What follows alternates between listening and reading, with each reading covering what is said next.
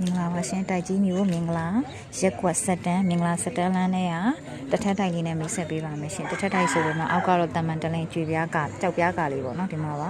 မျက်နှာက33နောက်ကိုပေး33ပတ်လည်းရှိတယ်ဒီချန်ဝန်းလေးပါရှင်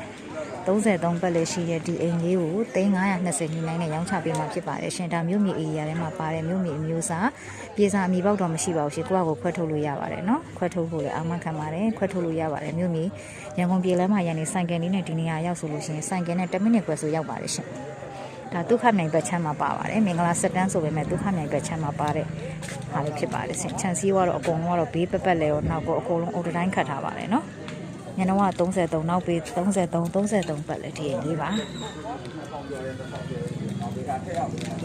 ဒီမှာပါ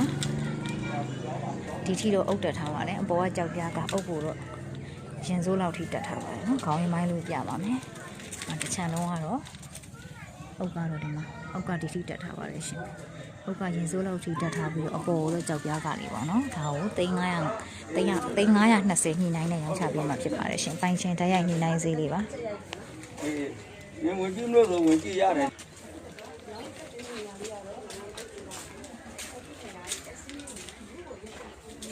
မောင်အိမ်သားလေးပေါ့နော်ဒါနောက်ဖေးလိုက်တယ်လို့ပါရှင်